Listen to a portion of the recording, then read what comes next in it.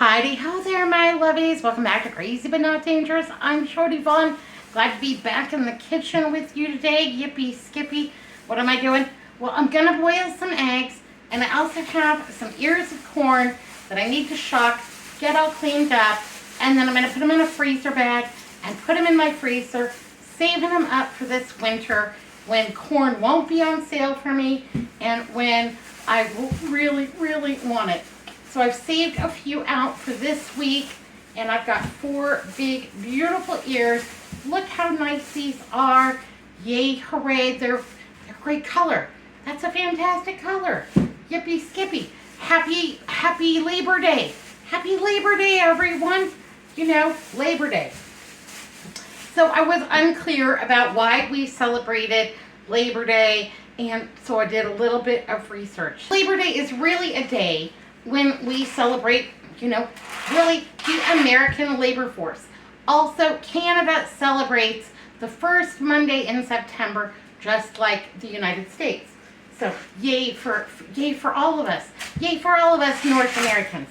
We're celebrating, North American workers, the pioneers that came before us, who set the standard of working hard, and all of their sacrifices prior to the late 1900s. During the Industrial Revolution, workers often suffered terrible working conditions, poor ventilation, unsafe working conditions, long hours. The typical work week in the late 1900s was about 80 hours a week, if not more.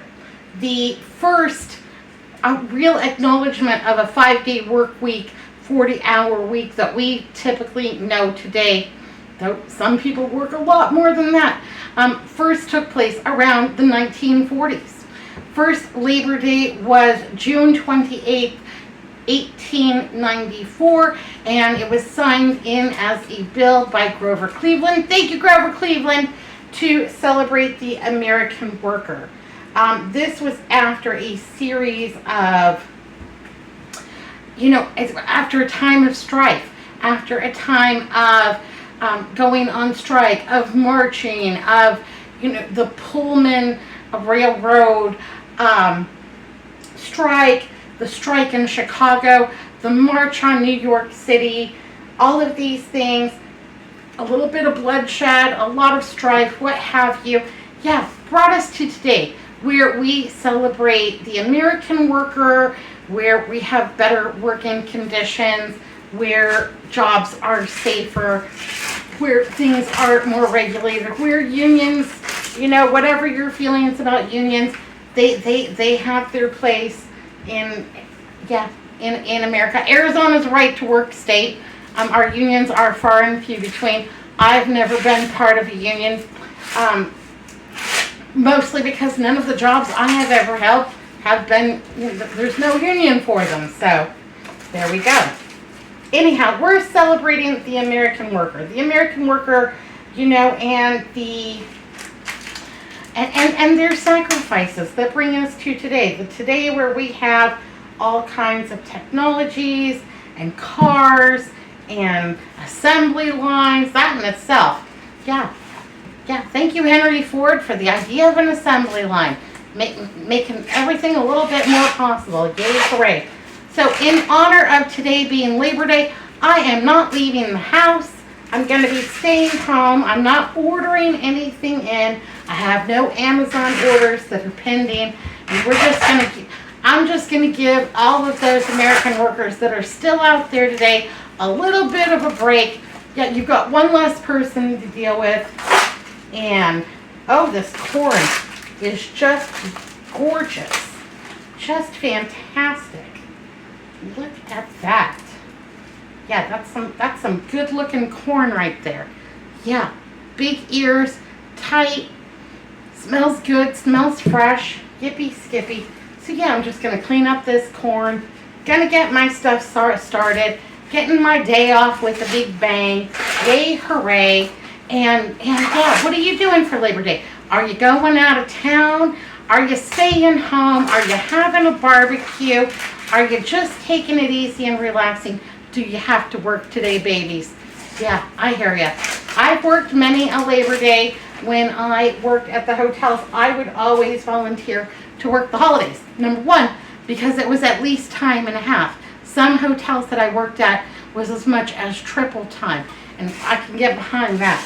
Because, you know, got to make some money. Keep our roof over our head. Anyhow, I often volunteered to work the holidays. Also because I didn't have any small children. And I, you know, to me, I could take off another time. There was usually a substitute holiday for me. So I usually volunteered to work most holidays, make the money, take an alternate day if it's offered, that kind of a thing, to let people with small children, what have you, have that time. And probably the worst part of shucking corn is the mess. Well, I am going to be adding all of these corn silks to my compost pile. They will just compost up beautifully and add a lot to it. I'm going to put it in this Albertsons plastic bag. I know a lot of you don't have plastic bags anymore where you live. I don't know. What do you put your regular little debris in? Do you just use a trash can and just walk it out? Probably that's what I'll do if they ever stop offering plastic bags in Phoenix. But for now, I'm enjoying my plastic bags, getting as many uses out of them as I can. And oh, I've got little silks everywhere. That's probably the worst part of fresh corn on the cob. But fresh corn on the cob says summer to me. Some of you might be coming to summer's end. Maybe you've got one last good batch of corn on the cob from the grocery store.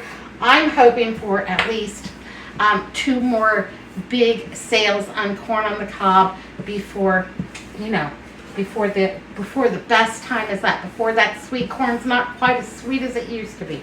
So yeah, celebrating the American hard worker and all of the things. And maybe you have today off. Enjoy it. Be with your loved ones. Give them a big old squeezy. Oh, here. Ooh, big old squeezies for you, my loves. And plenty of smooch-a-ronies. Yay, hooray. Now, I've got a bunch of little silks that are all stuck into, you know, the kernels and what have you. I'm going to go ahead, get my vegetable scrubber, and give those a scrub-a-dub-dub. Get those all taken care of here. Okay, well, apparently someone used my vegetable scrubber for something gross. Yeah, it was nasty, and so, yeah, I just pitched it. But I did find this. It's a dish scrubber, and I have quite a few of these. I got these on sale over at my Kroger. It was out of the discount bin at $1.44. Can't beat that with a stick, hot diggity. And it has very firm bristles, so it should work out just fine to get all of these little silks off. Then I will go ahead, give these a rinse off, let them dry thoroughly, and then put them into a gallon freezer bag for, you know, my winter consumption. Yay, hooray. I have a couple of freezer bags in there already filled with corn, and we don't eat it very often, but it's nice. It just gives you that taste of summer when, you know, it's winter and it's all, you know, when it's all root vegetables and what have you. Grab one of these lovely ears of corn and just go ahead and indulge in it with a little bit of butter. We like a little bit of Cajun seasoning on ours. How do you like your corn? What do you put on it? I put mine in the microwave for 7 minutes. To me, that's about all that it takes. And then, see, it just catches those little silks so nice and easily.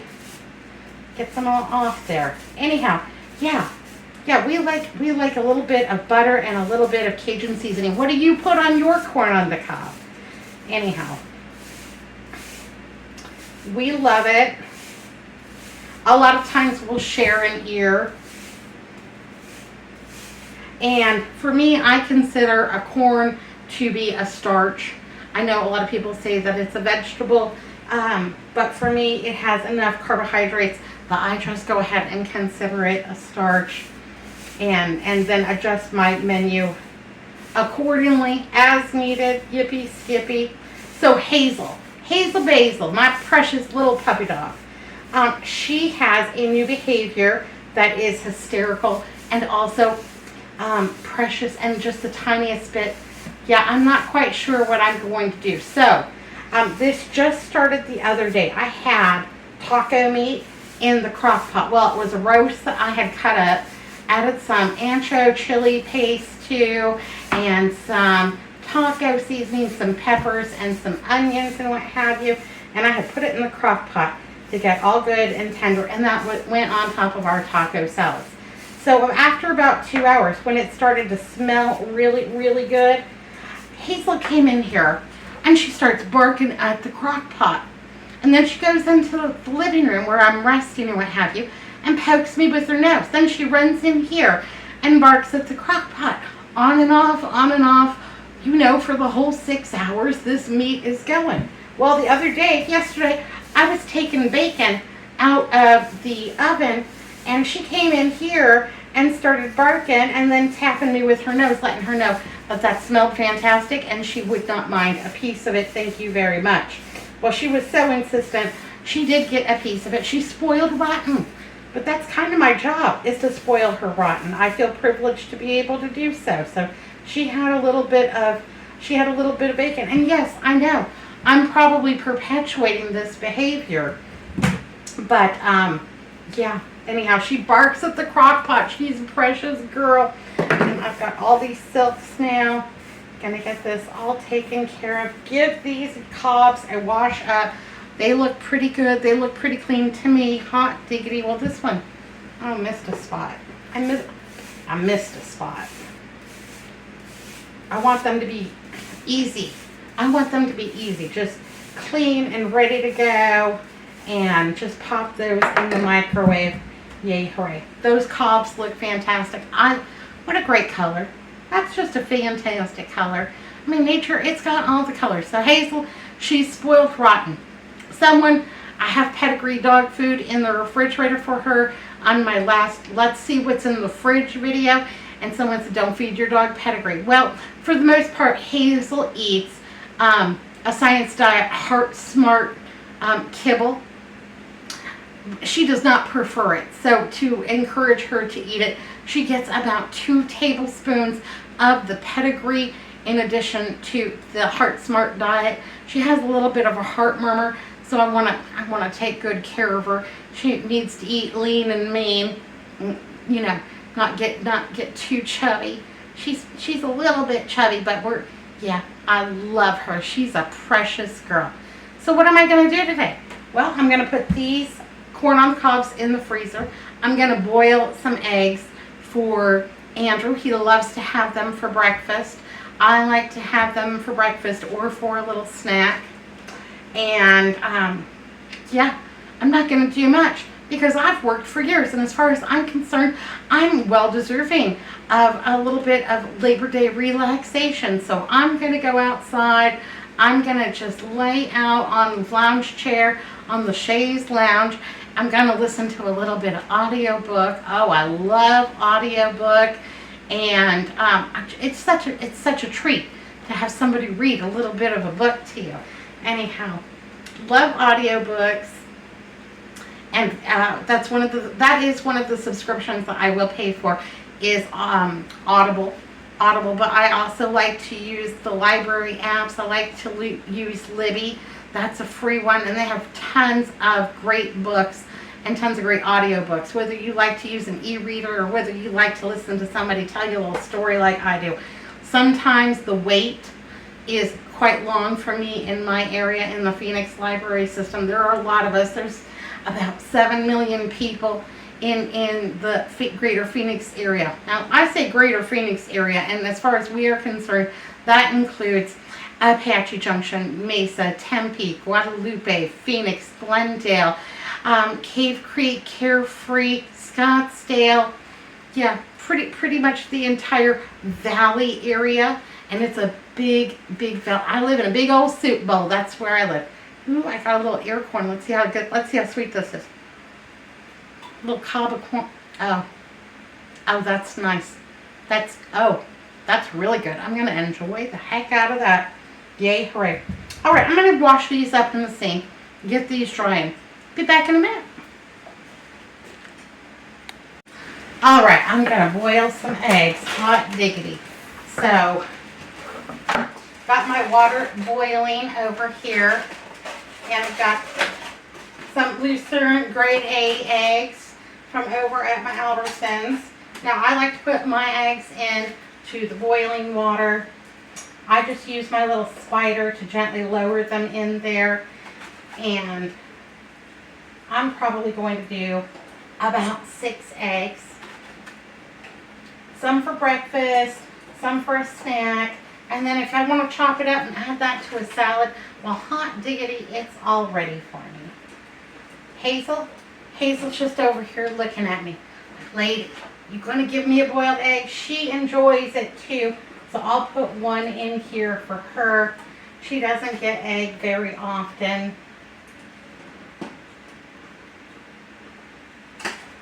And one for the dog. One for the puppy dog. Okay, I'll set my timer for 10 minutes. Put the rest of my eggs back into the refrigerator. And yeah, I'll be back in 10 minutes. We'll take my eggs out, run those under some cold running water, a little ice bath, and yay, right, we'll be well on our way having some boiled eggs. How do you boil yours? Everyone's got their own method. Tell me down below. Okay, well, we are just about done with boiling my eggs, and I've got my ice bath all ready for them. I think that setting them in boiling water and boiling them for 10 minutes, placing them in an ice bath is the best way for me to boil my eggs. This is the way that I have the most success with, and they will peel very easily, and most of them, 99.9% of the time, they look perfect. Thank goodness. If they don't, well, we eat them anyhow because I own them. I bought them. They're all mine.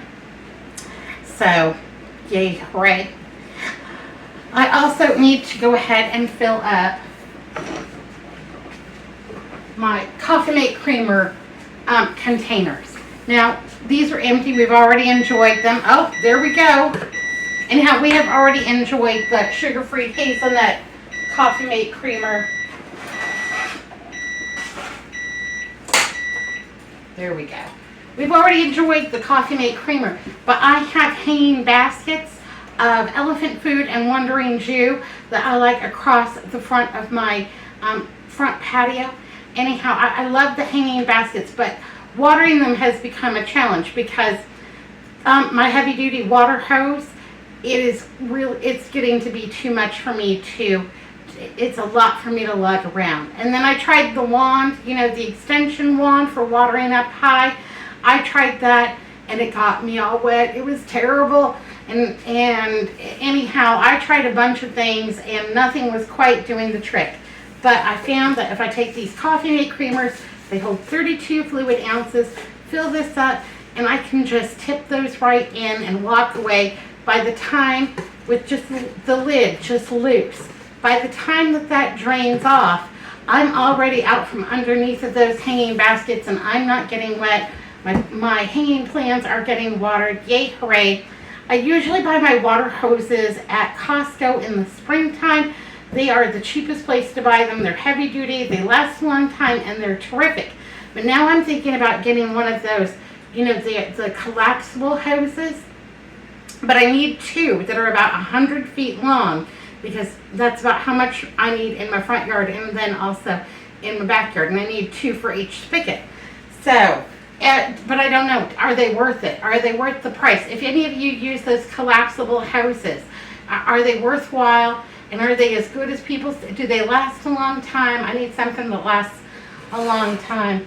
So, let me know down below if you use the collapsible hoses and if you find those to be fantastic.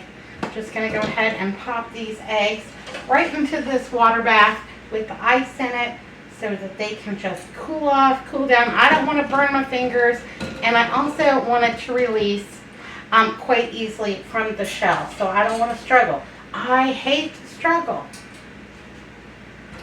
What's new and exciting with you all today? What are you doing? What's going on? How are you celebrating this Labor Day? Yippee skippy. Well, these boiled eggs are going to be fantastic. And this little bit of water, because it did boil my eggs in there, it's probably got a little bit of calcium from those shells. So I'm going to let that cool off. I'm going to add that to my compost pile because I need all the vitamins and nutrients in that soil. And I haven't decided yet whether I'm going to put the pomegranate bushes in there this winter or if I'm going to go ahead and plant tomatoes in there this winter because that soil is becoming beautifully conditioned and it's been running hot all summer long, so it's got all the things in it, and I'm wondering if I can get a good crop of tomatoes out of that patch, and then maybe in the late winter, the early spring, go ahead and put those pomegranate bushes in when my tomatoes are all played out. That's a possibility. That is a definite possibility. Now, in the wintertime, do you all plan your gardens for the spring? Are you buying your seeds? Are you thinking about what went really well this year? What did fantastic in your gardens and what you're going to do next year? Yeah, I like to do that. I like to do that in the summertime. We just live opposite the rest of the country. It's hot here. It's hot, but you know, we make it. We're almost through this summer. My temperature today is only going to be about 105, and I am thrilled. That is the way to usher in September. Hot diggity. Yeah, 105. Pretty soon we'll have the air conditioning off and we'll be just back with the swamp cooler. We'll run that swamp cooler pretty much until Thanksgiving. Thanksgiving Day, it'll go off and we'll just have open windows the rest of the winter. It'll be fantastic. I'm ready. I'm ready. We've survived. And so have my plants. And you know, my life's changed a little bit.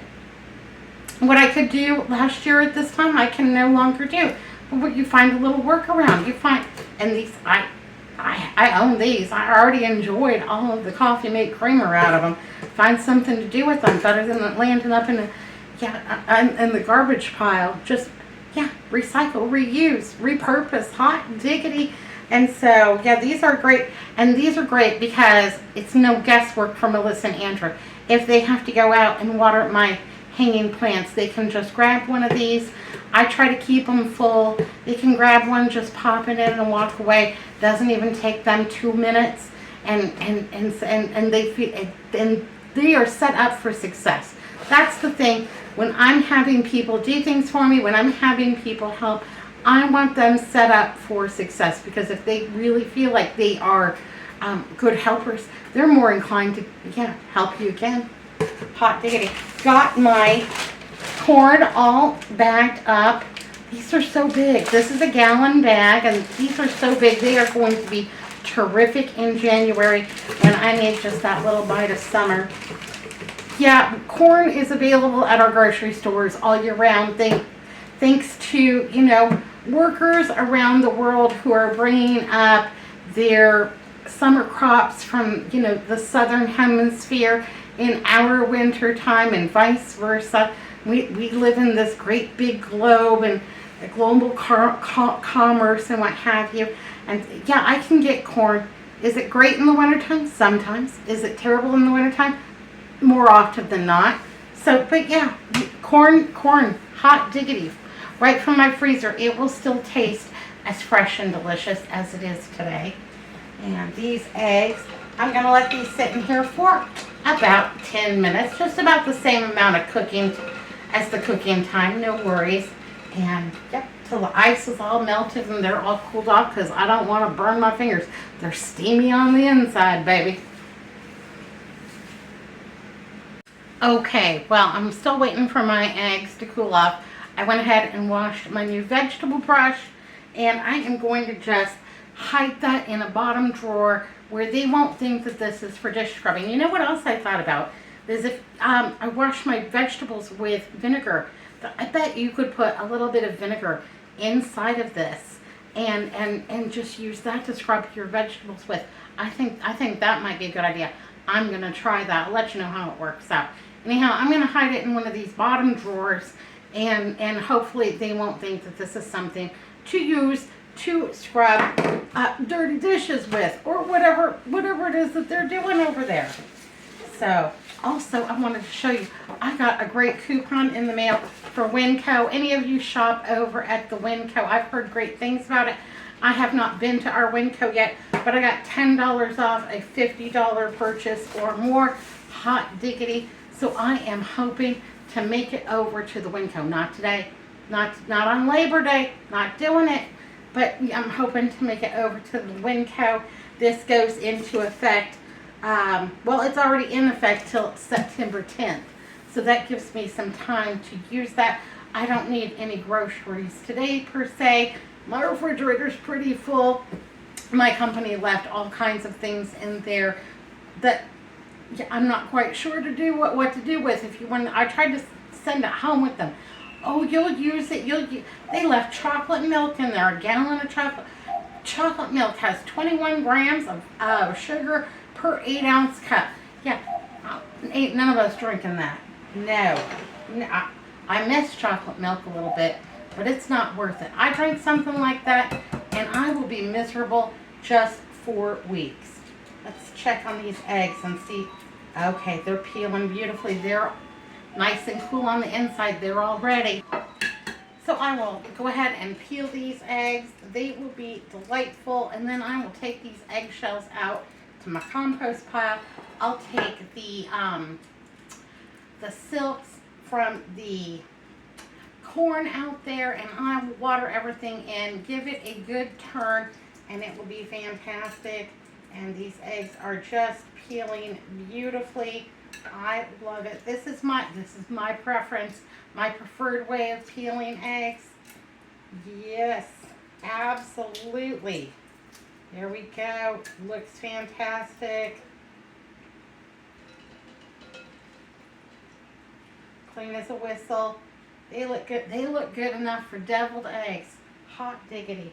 All right, I'm going to peel these eggs. You've seen people peel eggs before. You don't need to watch me peel them all. I'm going to get these all peeled up. I'm going to go turn my compost pile. And then I'm going to get on with the rest of my day, with the relaxation part of my Labor Day. Babies, I know that you have worked hard, and you still work hard. All of you. Yeah, absolutely.